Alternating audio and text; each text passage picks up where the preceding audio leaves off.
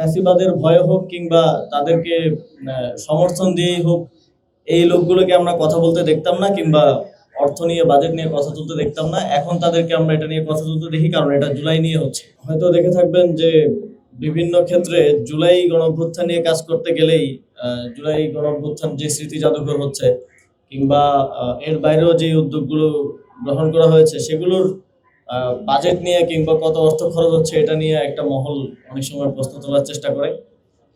আমি তাদেরকে স্মরণ করিয়ে দিতে চাই যে বিগত ফ্যাসিবাদী সময়ে এই যে বিভিন্ন ভাস্কর্য হতো, এর থেকেও ছোট ইনফ্রাস্ট্রাকচারে আমরা দেখেছি ৩০০-৪০০ কোটি টাকা খরচ হয়েছে।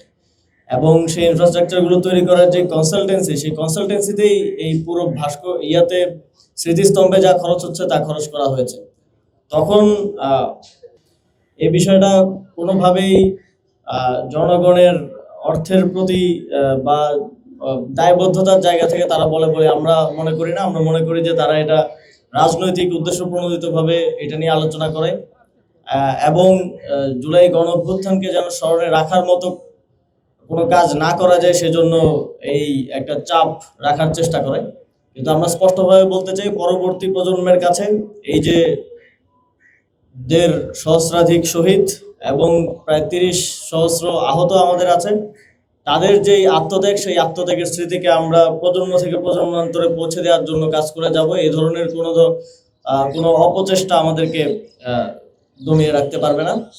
তো জুলাই গণঅভ্যুত্থানের স্মৃতিস্তম্ভ আপনারা দেখেছেন, গণপূর্ত এবং স্থানীয় সরকার বিভাগের যৌথ ইয়েতে জুলাই মাসে সারা দেশে স্মৃতিস্তম্ভ স্থাপন করা হয়েছে ইতিমধ্যেই। ঢাকায় শাহবাগে আছে। তবে এটাকে আমরা বিশেষভাবে একটা জুলাই স্মৃতিস্তম্ভ করার পরিকল্পনা অনেক আগেই নিয়েছিলাম, শুরুর দিকেই। তো এখন এই কাজটা বাস্তবায়নের দিকে যাচ্ছে। আরোগুলোতে ইতিমধ্যেই স্মৃতিস্তম্ভ স্থাপন করা হয়েছে। আপনারা জানেন প্রতিটি জেলা শহরে এবং ঢাকায় শাহবাগে স্থাপন করা হয়েছে। এর বাইরেও আমরা চেষ্টা করব যে সিটি কর্পোরেশনগুলোর মাধ্যমে এই ধরনের জুলাইকে স্মরণে রাখার বিভিন্ন কার্যক্রম গ্রহণ করতে। সেটা সবসময় যে স্মৃতিস্তম্ভই হতে হবে নট নেসেসারি, যেহেতু একটা প্রত্যেকটা জেলায় আছে। আরো বিভিন্ন উদ্যোগের মাধ্যমে জুলাই গণঅভ্যুত্থানকে স্মরণে রাখার উদ্যোগ গ্রহণ করা হবে। আর এছাড়াও স্ট্রিট মেমোরি স্ট্যাম্প স্থাপন করা হয়েছে স্থানীয় সরকার বিভাগের উদ্যোগে। যেখানে যেখানে আমাদের শহীদ ছিলেন সেই স্থানগুলোতে স্ট্রিট মেমোরি স্ট্যাম্প স্থাপন করা হয়েছে।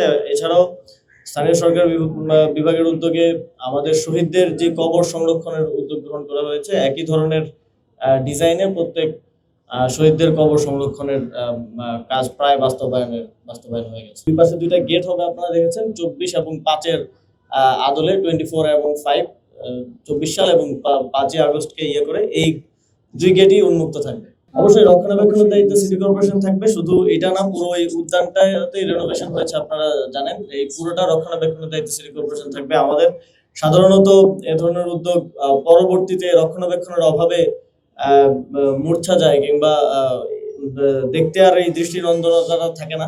তো সেটাও আমাদের মাথায় আছে, এটা রক্ষণাবেক্ষণ করা হবে।